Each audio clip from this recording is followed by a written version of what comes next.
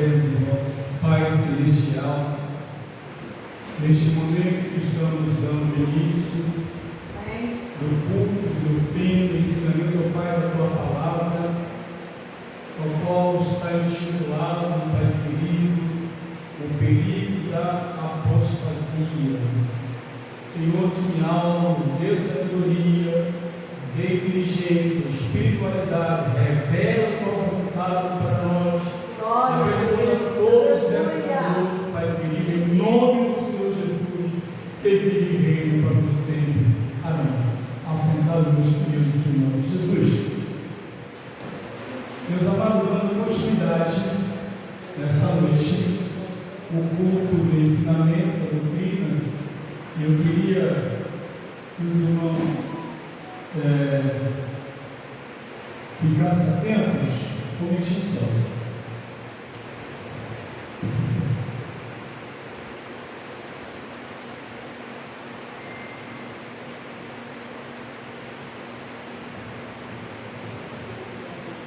De muitas coisas que estão acontecendo, e a igreja precisa estar alerta. E aqui, nós estamos aqui sem medo ou receio de esclarecer das verdades, tá?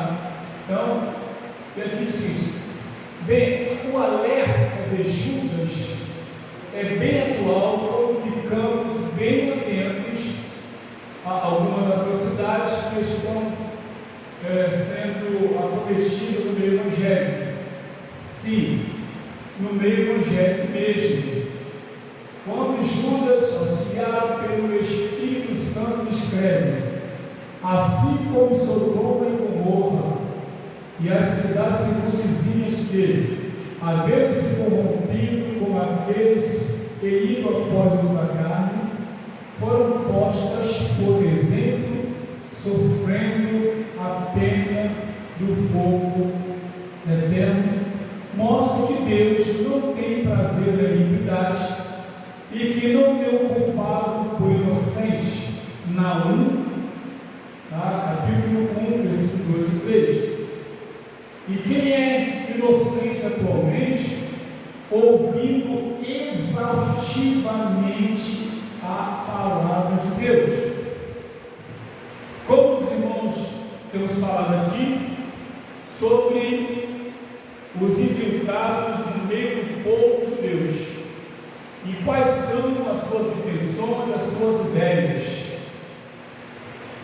E aqui o nosso irmão Judas, meu irmão, o Senhor Jesus Cristo, ele ali pelo Espírito começa a trazer algumas coisas que aconteceram no passado sobre a destruição sobre o Gomorra, devido como eram as pessoas daquela cidade e as que estavam ali em volta, e visto que, mostrando que tudo aquilo foi destruído, ele deixa claro, na verdade, mostrando também que Deus não tem prazer na iniquidade, Deus não tem prazer nisso.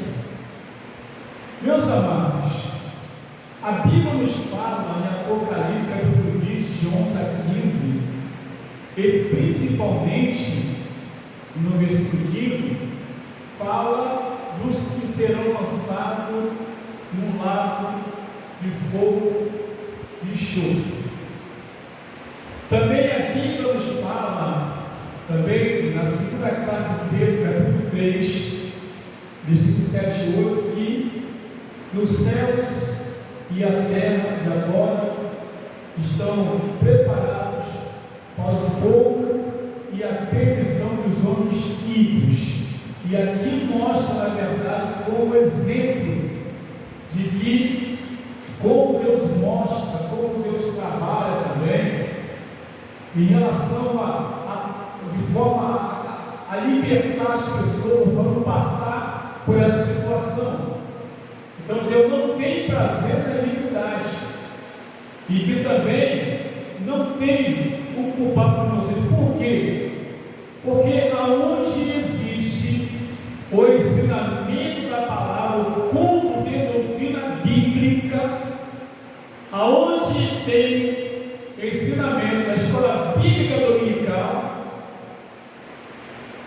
Infelizmente, a gente entende que muitos parecem não assimilar bem aquilo que é informado e aquilo que é ensinado.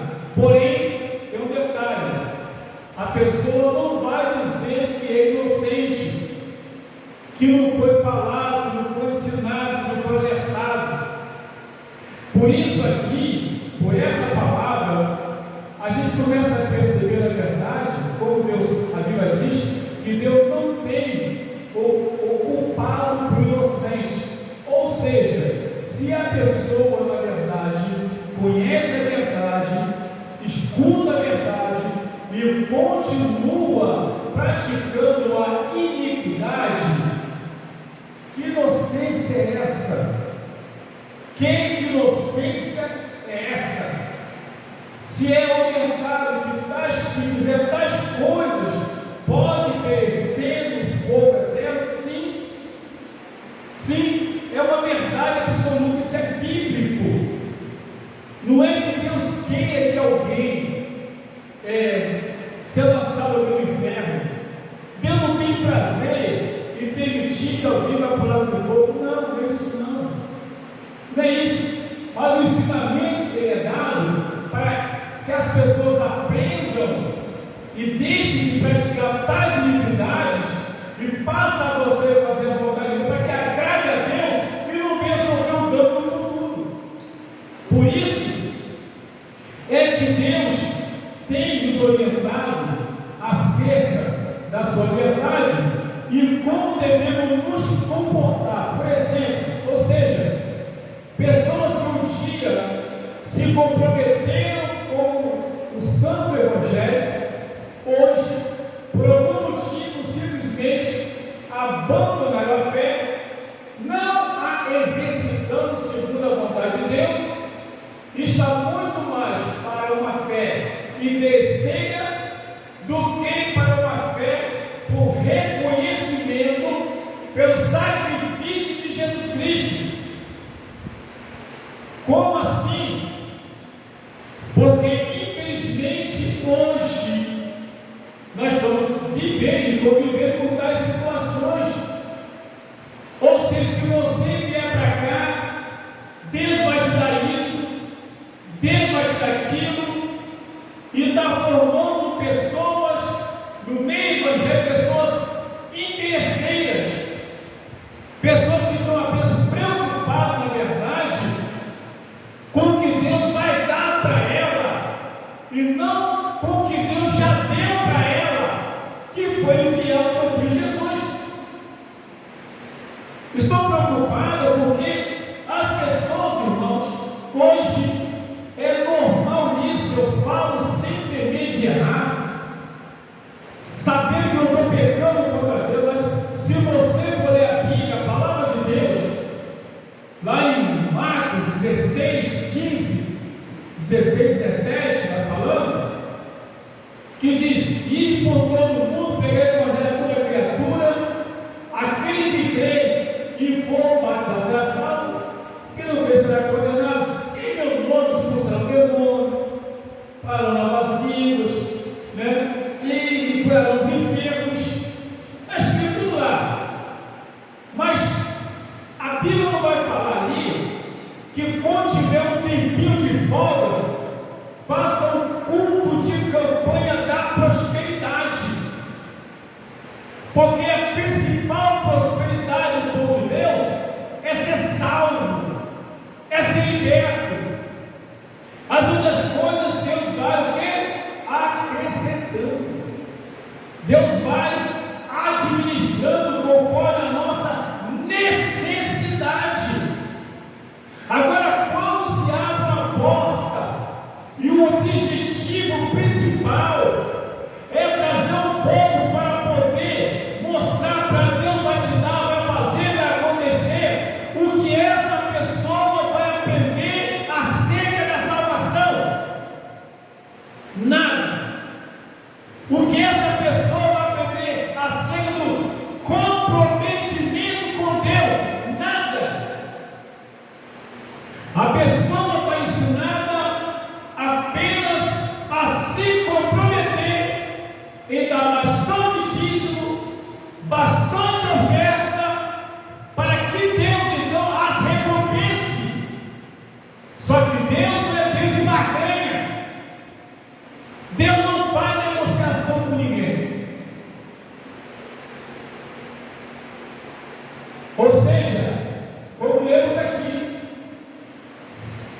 pessoas que têm uma fé, mas é uma fé interesseira. Não é a fé baseada na obra vicária, na obra da salvação, na obra da libertação. Não é isso? A Bíblia nos fala, na primeira carta de Pedro, capítulo 2, versículo 9, que hoje nós éramos trevas, hoje somos luz do Senhor, e devemos andar como filhos da luz. O que o inocente, e que outra coisa que Deus também, na sua palavra, detesta, porém, há duas coisas que Deus detesta: que o inocente seja condenado e que o culpado seja declarado inocente. Duas que estão aí em Provérbios 17, 15 a 18, pode ler à vontade. Deus, segundo a tua palavra, Ele detesta, Ele não concorda, Ele não aceita que o inocente seja condenado. O inocente, não que sabe não. Por outro lado, e que o culpado seja declarado inocente. Então, se eu já tenho conhecimento, como a Bíblia diz, a palavra de Deus, em Atos, capítulo 17, versículo 30, diz o seguinte: porque Deus não leva em conta o tempo da ignorância, mas conta que todo homem, em todo lugar, se arrependa. Ou seja, quando praticamos algum ato errado, sem ter conhecimento da verdade, é uma coisa, mas quando nós temos conhecimento da verdade e praticamos algo errado, já não é mais inocência. Já não é mais inocência. Ou seja, a gente começa a viver daquela forma como se fosse um estilo de vida. O estilo de vida é errar e pecar contumazmente. As ovelhas, outra coisa importante, as ovelhas não devem seguir maus exemplos e atitudes, são chamados líderes, para não serem cúmplices dos seus atos. Ninguém é obrigado a ficar no local aonde não ensina a verdade. Ninguém é obrigado a ficar aonde só tem engano, aonde só tem mentira. Ninguém é obrigado a ficar. Por isso que o povo de Deus precisa ler a Bíblia, estudar a palavra, para não ser enganado. Ele não começa essa alface sagrada que vira e mexe vão surgindo. Nós, pastores, podemos errar sim, só quem não erra é Deus, quem não peca é Deus. Mas o erro, quando vai fazer alguém tropeçar, isso é terrível. A Bíblia nos fala em Lucas 17, versículo 1 e 2, diz bem claro: é impossível que não venha um escândalo, mas sai daquele por quem vier, que seria melhor amarrar uma pedra de um moinho no pescoço e se lançar no mar. Sabe, meus irmãos, uma pedra de moinho pesava antigamente quase 50 quilos. Amarrar no pescoço e lançar no mar, vai ser lançado, não vai subir, porque a pedra de moinho flutua e vai ficar no fundo. Então, todo cuidado de quem é obrigado. Ah, mas eu fico aqui porque eu gosto dele, porque o tempo é bonito, porque fala bonito, porque fala. Não, eu gosto, porque chama a atenção de todo mundo. Meus irmãos, meus queridos, tem que ficar aonde tem a verdadeira palavra de Deus. Tem que ficar aonde pega a Bíblia Sagrada.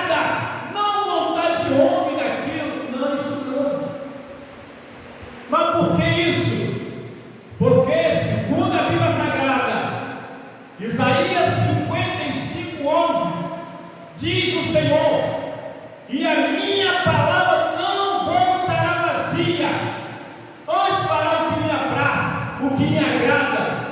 Ou seja, Deus só tem responsabilidade com a tua palavra. Deus não tem responsabilidade com aquilo que eu falo, com aquilo que eu invento. Não, não, não. Deus só tem responsabilidade com a tua palavra escrita para a edificação da sua querida e amada igreja. Então, em Provérbios também estão descritos os pecados que Deus não aceita. Quais são eles? Olhos altivos, línguas mentirosas, mãos que derramam o sangue inocente, o coração que maquina pensamentos viciosos, pés que se apressam a correr para o mal, a testemunha falsa que respira mentiras, e o que seria contenda entre irmãos. Salmo 133, verso 1 diz: quão bom e quão suave que os irmãos vivam em união. E para que nós possamos viver em união, não pode haver testemunha falsa que respira mentira.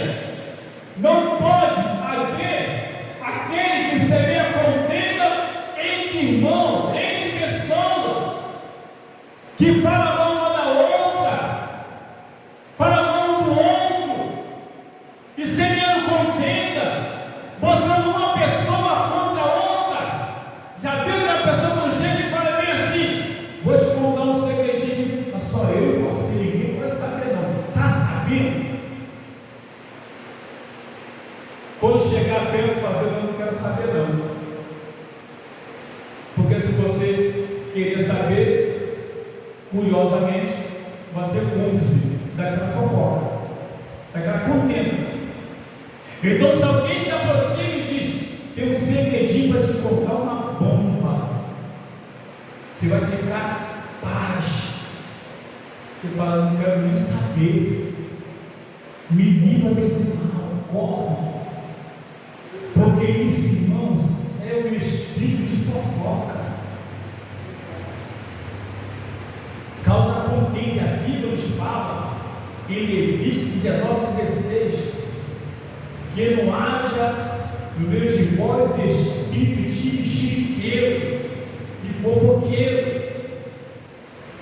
Como é que a igreja vai ser edificada por Cristo se aonde tem pessoas que se colocam uma testemunha falsa, que vai testemunhar daquilo que é mentira? Meu Deus, como é que a pessoa, como é que a igreja vai ser verdadeiramente edificada por Cristo se estiver pessoa com os pés que se apressam a correr para o mal, travando uma oportunidade, e quando acontece sai correndo para poder também se ver a contenda? Como assim? Está lá em Provérbios 6, 17 a 19. São coisas que Deus realmente Ele condena, Ele não aceita. Uma igreja que realmente é edificada na rocha é uma igreja diferente, e não importa o tamanho, o quantitativo, a condição financeira, o meio social, ela é a igreja que deve fazer o quê? A diferença para glorificar o nome do Senhor. Aleluia! Com todo esse aviso, diante do Senhor, ninguém é inocente. Um dos objetivos dos infiltrados é inverter os ensinamentos ora dados pelo Senhor Jesus Cristo e inculcar na mente do povo os seus ensinamentos, suas ideias. E muitos têm caído. Muitos têm caído. Ora, estes foram mais novos que os de Tessalônica. e receberam a palavra com toda a avidez. Ele diariamente consultava as Escrituras para saber se a escolha realmente era assim. Paulo estava pregando a palavra de Deus. Lá em Atos 17, versículo 11. E ali pregando a palavra, mostrando ali, orientando, pregando e usando, na verdade, o livro da lei e os profetas, porque naquela época não tinha Bíblia como eu e você temos hoje, não, bonitinha, feitinha, detalhada, não. Mas acontece que ele pegado estava cheio do Espírito Santo e usava o Antigo Testamento, a lei dos profetas, para poder pregar acerca do Senhor Jesus Cristo, como havia atitude do Senhor Jesus. E ele pregando, os bereanos consultavam para saber se aquilo que Paulo estava pregando e falando era verdade. Era verdade. Ou seja, não comia qualquer coisa, não. Não comia qualquer comida, não. Não bebia qualquer água, não. Eles queriam saber se aquele alimento que estavam recebendo era um alimento genuíno, verdadeiro de Deus. E a igreja tem que ter isso. Os membros da igreja precisam se aperceber disso, para que possa verdadeiramente crescer na graça e no conhecimento. Mas como muitas pessoas, infelizmente, têm aceitado, têm aderido a algumas ideias profanas e enganosas, e com a tentativa de descaracterizar o sacrifício de Jesus, a obra vicária, o plano de salvação, muitas pessoas estão ouvindo, estão acreditando, estão caindo e se desviando. Infelizmente, esta é uma dura realidade a qual nós estamos vivendo. Bem, a qualidade dessa mensagem nos impressiona quando Judas fala assim: estes, porém, dizem mal do que não sabem, e naquilo que naturalmente conhecem, como animais irracionais, se corrompem. Judas 1,10. Bem, Judas usa palavras duras, o que muitos não têm coragem de falar contra aqueles que se opõem a Deus e a seus servos. O chamado levante interno contra a verdade. Levante interno contra aqueles que participam de adorações pagãs e morais.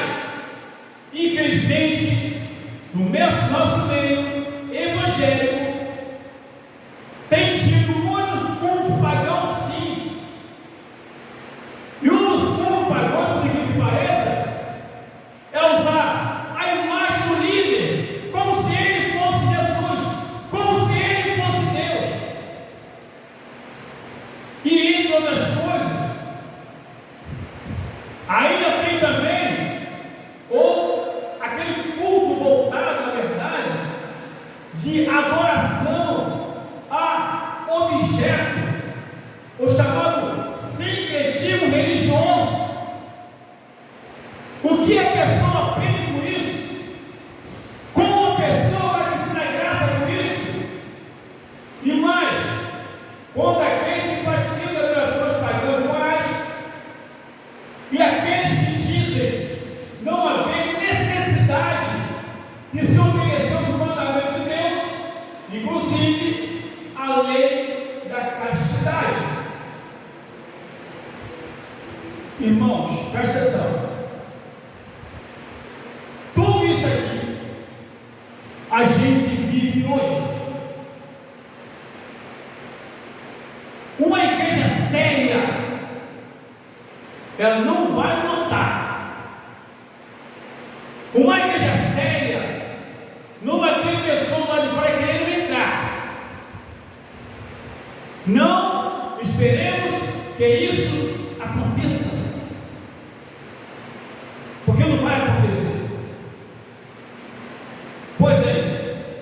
Porque a Bíblia nos fala, João capítulo 6, versículo 66, diz que depois que Jesus declarou algumas verdades, muitos de seus discípulos voltaram e não andaram mais com ele, porque antes estavam andando com Jesus, porque Jesus Cristo havia multiplicado os pães, curado os leprosos, andado sobre as águas.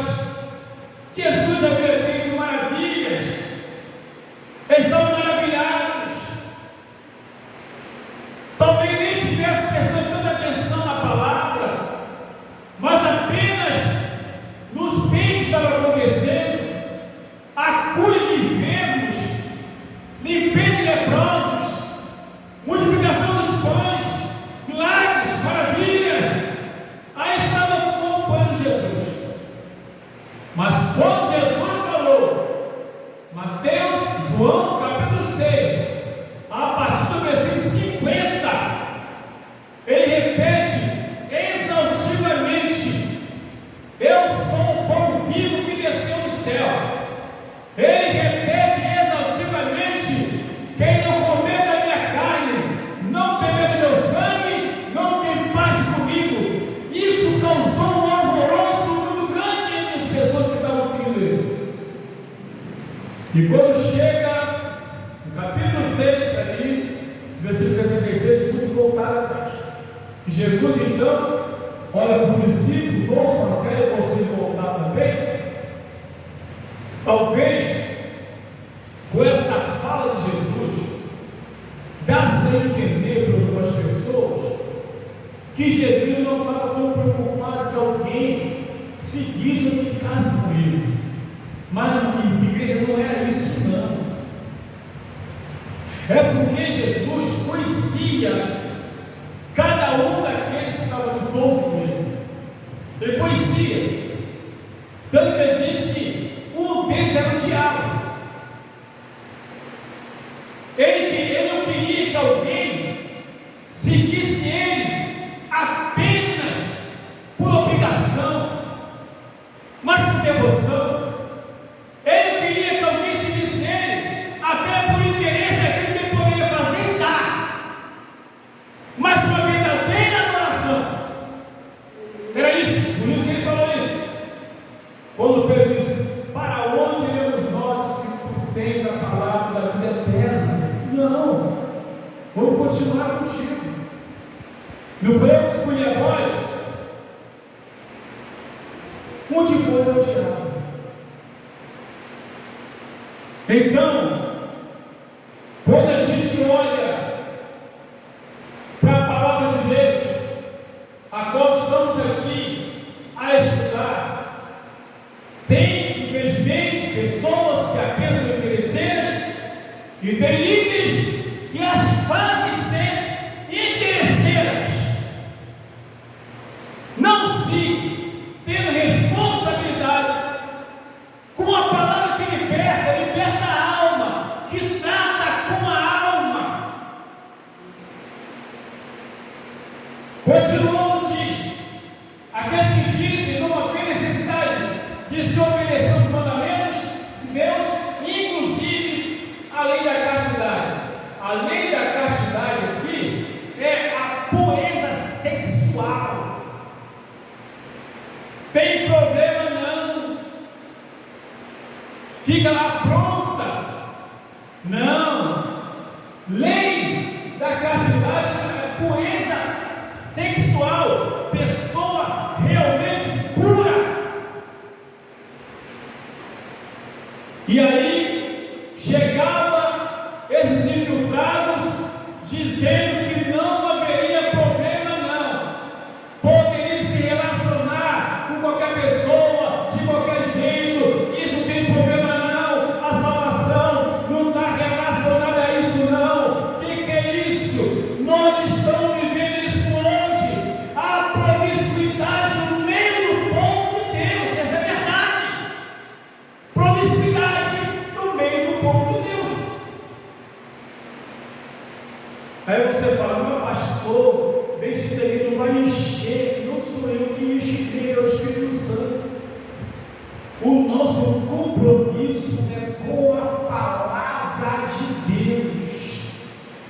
é com a Bíblia Sagrada. Aleluia.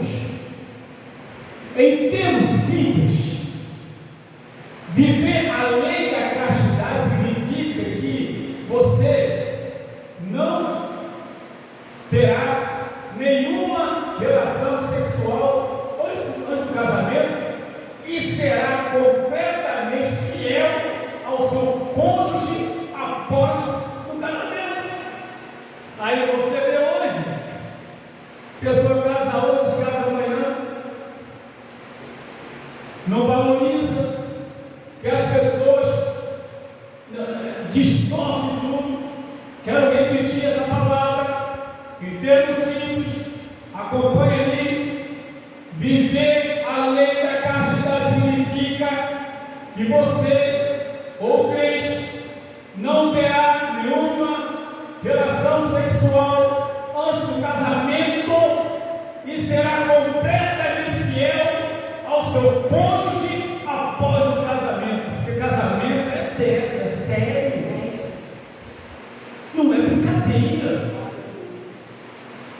não é brincadeira, é uma responsabilidade muito grande. Havia os infiltrados sempre trabalhando para poder desfazer tudo isso. Não tem problema não, fica assim mesmo, está muito bom, ensinando a manter-se relação sexual fora do casamento e também desfazendo o casamento, dizendo, não gostou, casa com outro, casa com outro, casa com outro. E tem líderes assim que já casou 3, 4 vezes e vai casar mais se assim não quer igreja.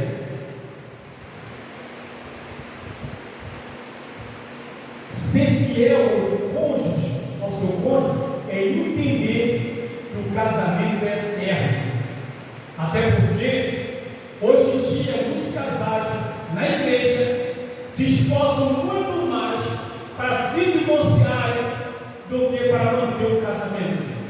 Inclusive, em Romanos mostra alguns tipos de lideranças ultimamente, capítulo 2, 17 até o 24, que uma das colocações é: tu que dizes que não se deve adulterar e adulteras, está lá, Romanos capítulo 2, do versículo 17 até 24, uma das colocações é essa aqui, ó. Tu que diz que não se pode adulterar e adulteras, pois é muito triste se deparar com a mesma realidade hoje. E quando ele fala aqui, ele manda uma mensagem para a igreja, não manda uma mensagem para o mundo, manda uma mensagem para a igreja, e chamando a atenção daquelas lideranças que eram conhecidas, é que não davam bons exemplos, tinha uma vida voltada também para a promiscuidade e envolvendo outros casais e famílias na mesma coisa que faziam também. Infelizmente, a gente vive isso hoje. Quanto mais o tempo passa, pior as coisas vão ficando. Quanto mais o tempo passa, mais as pessoas vão abandonando a fé, abandonando a Cristo, devido, aleluia, os seus comportamentos que desagradam ao nosso Deus. Aleluia! Louvado seja Deus. Bem, para exemplificar a vida e a atitude de determinados tipos de crentes e obreiros do passado, o que está bem presente nos dias atuais, o autor do livro de Judas usa primeiramente o ocorrido com Caim. Segundo o livro de Gênesis, Caim e Abel, ao oferecerem ao Senhor uma oferta, se depararam com tratamentos diferentes, onde um foi aceito juntamente com a sua oferta, que foi Abel, outro foi rejeitado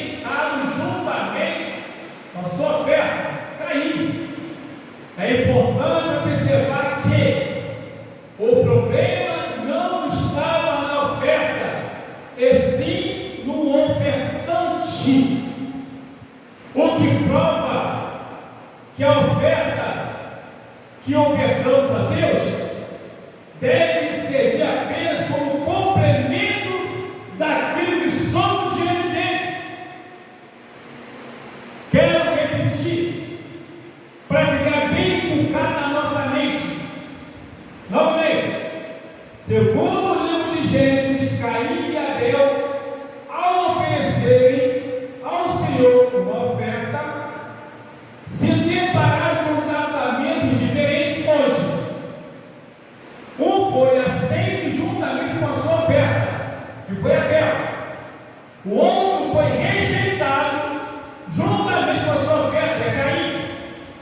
É importante observar que o problema não estava na oferta, e sim no ofertante.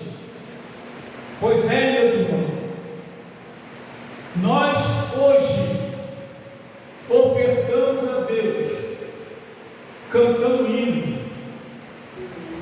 trazendo dízimo, trazendo oferta, até trabalhando para Ele, pregando, ensinando. Nós ofertamos tudo isso ao nosso Deus. Mas, irmão, a pergunta aqui não quer calar: qual é a minha condições de entregar alguma oferta para Deus? Porque é muito fácil hoje pegar o microfone, é até fácil botar os joelhos no chão, mas e perceber que tanto Caim quanto Abel saíram da mesma pessoa, a nossa Eva, da mesma pessoa, do mesmo ventre, beberam a mesma água, comeram a mesma comida,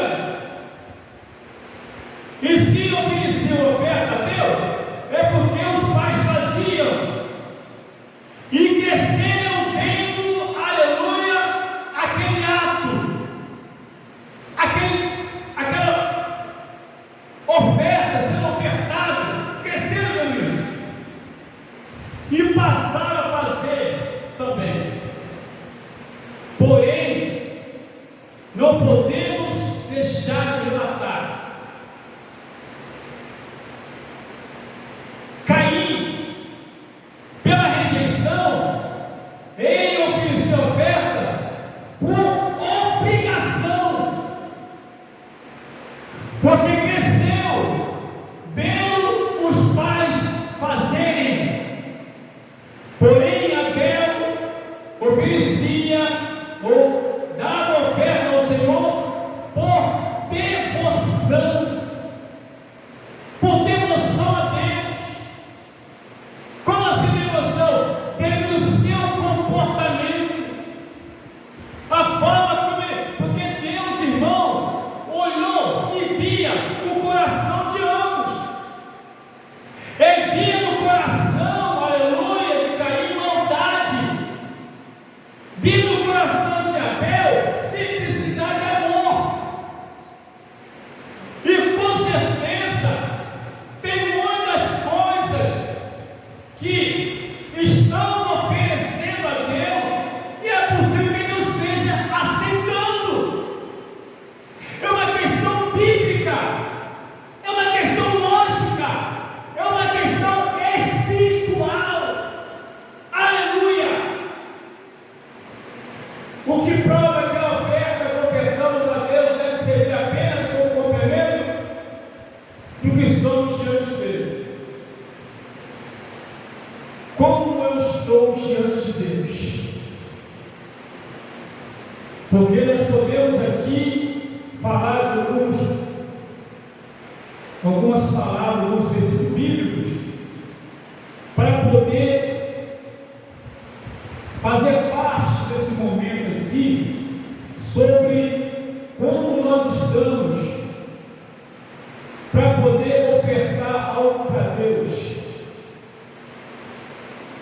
Aquele que Deus, meus mandamentos guarda, esse é o que me ama.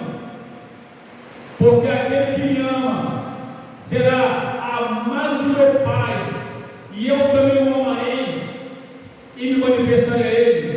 João 14, 21. Antes, santificai a Cristo como Senhor em vossos corações, estejais preparados para responder com mansidão e temor a todo aquele que nos pedir a razão da esperança que é em vós. Primeira carta de Pedro, capítulo 3, versículo 15.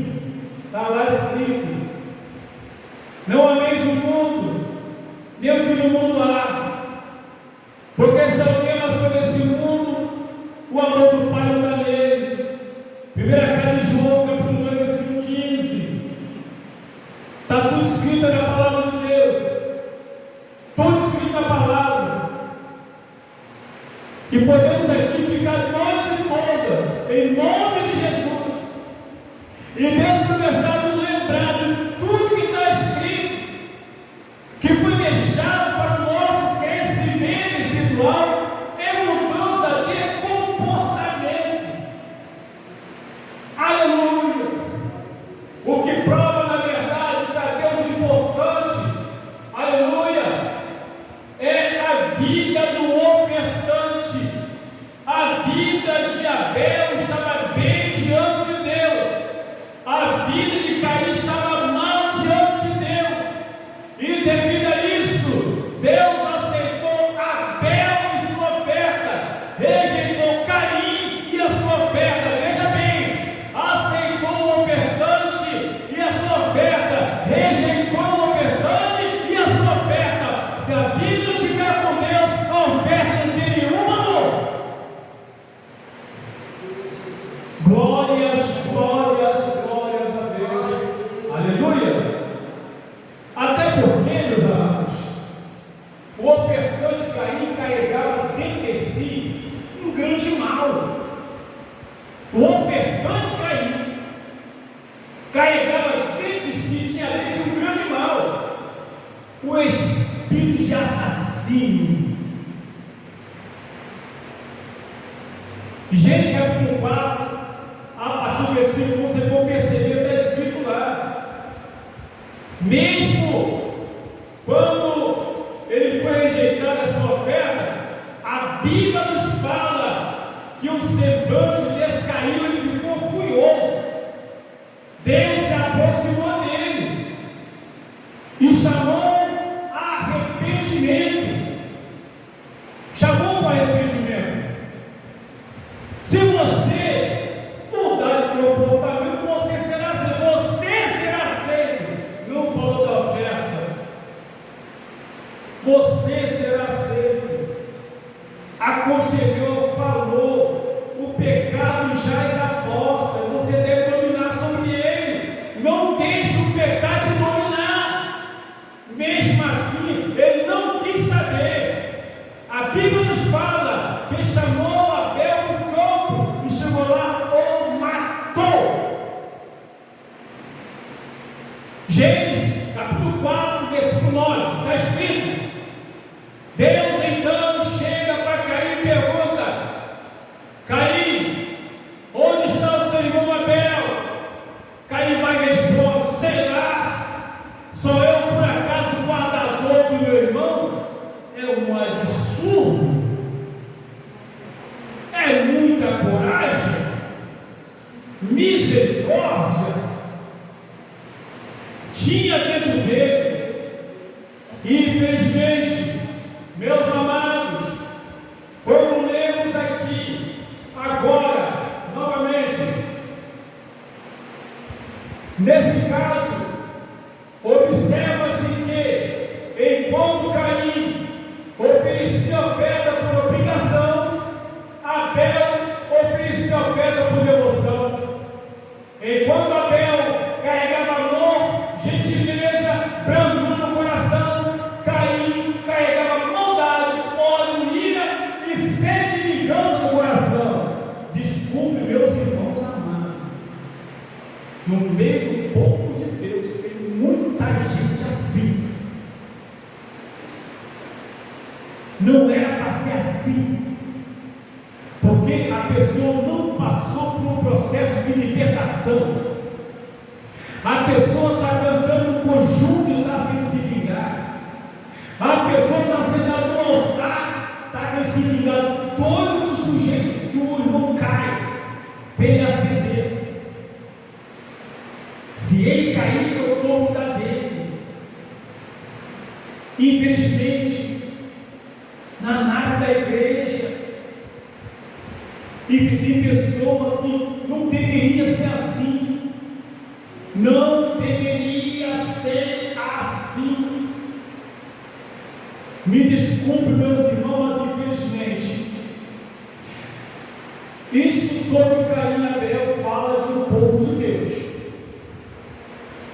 E mesmo hoje, no meio do povo de Deus, não falam especificamente de igreja e ou denominações, não é isso? Eu falo no meio do povo e nem falo da igreja, porque a igreja, a verdadeira igreja, ela é santa e vai ser levada para o céu. Eu falo no meio do povo de Deus, infelizmente. Tem aquele que é descendente de Caim e tem aqueles que são descendentes de Abel.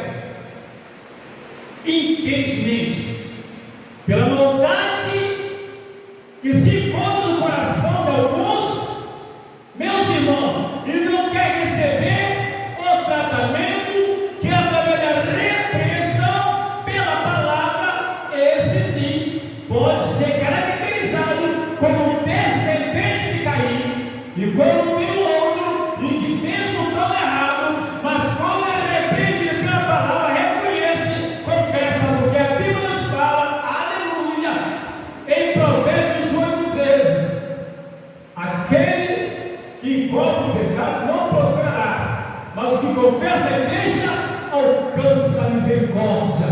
Esse é descendente de Abel. Oh, aleluia, glórias a Deus. Está tudo bem aí? Está tudo bem? Está tranquilo, não tem problema, ninguém vai ficar apavorador, meu filho, não. Está tudo bem aí? Qualquer coisa é vida.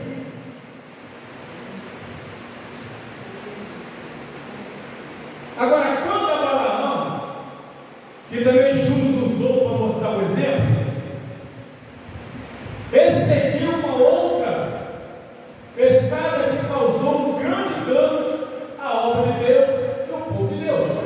Consequentemente, quando ensinou os israelitas a pegar com as mulheres moabitas, sim, Balaque havia pedido anteriormente a esse profeta chamado Balaão que amaldiçoasse os israelitas, né? O que acabou acontecendo.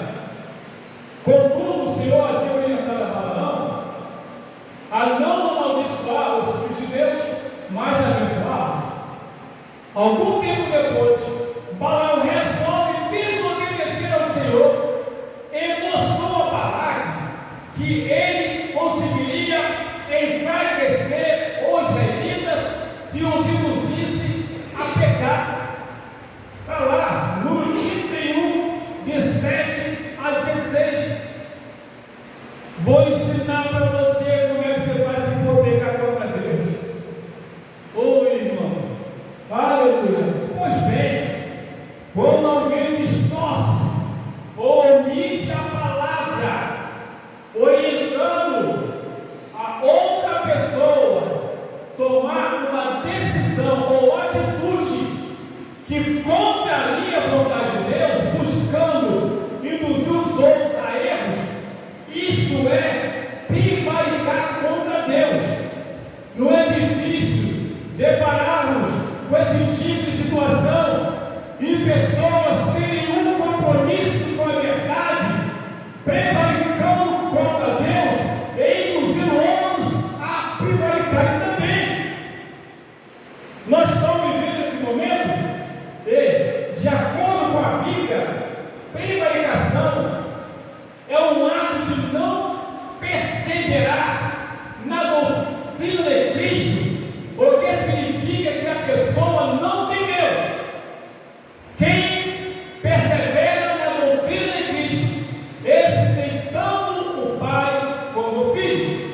Se alguém vem ter convosco e não traz esta doutrina, não o recebais em casa, nem tampouco o saudeis, porque quem o saúda tem parte nas suas más obras. Segunda carta de João, capítulo 1, de 9 a 11. Preste atenção. Se alguém vem ter convosco e não traz essa doutrina, aleluia, por isso, curso ensinamento, curso de doutrina, que é acerca de Cristo, acerca de Deus, e do Espírito Santo, não pode sair do meio do povo de Deus, não traz essa doutrina. Se alguém vem, não o recebais em casa. Meus irmãos, os discípulos que andaram com Jesus eram severos mesmo.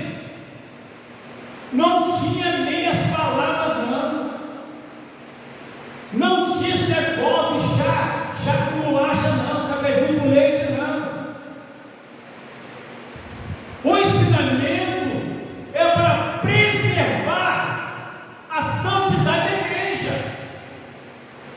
para fazer com que eles, na verdade, entendessem que deveriam se separar, sim. Não recebais em casa, nem tampouco o saudeis, porque quem o saúda tem parte das suas mais obras. Ou seja, está concordando com aquela pessoa que desviou do caminho do Senhor, está cometendo um montão de atrocidades, mas não sai da igreja, não. Ele está ali, todo mundo sabe que está mentindo, está adulterando, está fazendo um montão de coisa errada, mas está lá, cantando conjunto, está lá, sentado no altar, está lá, sentado na porta, está lá, quando diz a oferta, mas não sai do pecado, não sai do erro. Aí você passa por ele e fala: a paz do Senhor. Como é que é a paz do Senhor, meu Deus? Nem no salvez, porque quando você faz isso, você está concordando com o erro dele, concordando com aquilo que ele faz. Tem que chamar, meu irmão. Como é que você vê? Como é que eu vou dar paz sobre você?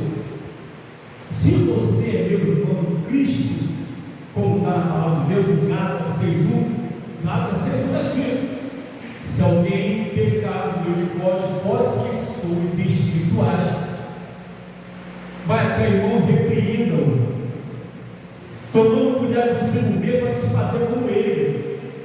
Ou seja, repreender não é brigar, não é bater, é para aconselhar, chamar a atenção, trazer o convívio novamente. Glória a Deus. Porque dois bicudos não se beijam, é saber até como falar, mas mostrar para a pessoa, na verdade, que se ela está sentada ou não está, se ela está cantando no conjunto, se ela está com o dízimo na fé para a casa de Deus, se ela está indo para o evangelismo e ela continua aprontando como se fosse normal, no pecado, como se fosse agora um estilo de vida, não. Chamar essa pessoa, conversar com ela quando está sentado. Glória a Deus. Porque senão vai concordar com a obra dessas pessoas. Como explicar isso nos dias atuais? Onde tudo que se diz vida cristã, para muitos, isso é relativo. Isso é assim mesmo. Cada pessoa, cada um. Um dia Deus trata. Não, um dia Deus trata, para concordar é outra coisa. Tudo é relativo. Tudo pode, depende, cada um interpreta de um jeito, mas Deus não é isso não, querido. Tudo é relativo. Olha só, relativar a doutrina de Cristo é como andar de acordo com o mal, de acordo, concordando com o mal, porque você andar em desacordo com a vontade de Deus. Até porque prevaricar é andar em desacordo com a palavra de Deus. Queridos, que Deus tenha misericórdia de nós. Eu não sou o principal, não. O que é ensinado tem que servir primeiro para mim. Como Paulo falou para Timóteo, Timóteo capítulo 4, de 13 a 16. Fazendo essas coisas, salvará tanto a ti mesmo quanto aos que te ouvem. Então, primeiro eu tenho que me salvar. Primeiro eu tenho que me cuidar, para depois tentar cuidar dos outros. Primeiro eu tenho que cuidar de mim, da minha alma, para depois pensar em cuidar da igreja. Toda liderança, nós precisamos pensar exatamente assim. E tomar cuidado com os infiltrados, com os mentirosos, com os falsos, com o falso evangelho, colocando coisa na igreja que não é bíblico. Não é bíblico. Porque quando se fala da Bíblia, aí o negócio fica mais quente. Porque a Bíblia, quem não serve para ser confrontado com a Bíblia, não serve para ser cristão. Guarda isso. Quem não serve para ser confrontado pela Bíblia, não serve para ser cristão. Então, se nós quisermos ser cristãos de fato, temos que aprender, concordar e aceitar, ser confrontado pela Bíblia, não o pastor, quem quer que seja, mas pela Bíblia, em nome do Senhor Jesus Cristo, que vive e reina para todo sempre. Aleluia. Vamos para o pé e oramos ao Senhor em nome de Jesus. Querido Deus, Santo e Eterno Pai, nós somos gratos ao Senhor por esse pequeno momento que passamos aqui para meditarmos acerca da Tua santa e gloriosa palavra. Por isso, ó Deus, em nome do Teu Filho Jesus Cristo, que essa palavra, primeiro trate de mim, Senhor. Ó Senhor de minha alma, sabemos que não é fácil, é difícil, é muito difícil, mas nós temos o Espírito Santo. Nós temos o Espírito Santo para nos lembrar e nos ensinar, conforme João 14, 26. Aleluia! E é nisso que nós nos apegamos, não na sabedoria humana, não na inteligência humana, mas na misericórdia do Senhor, na ação do Espírito Santo. Assim, Pai,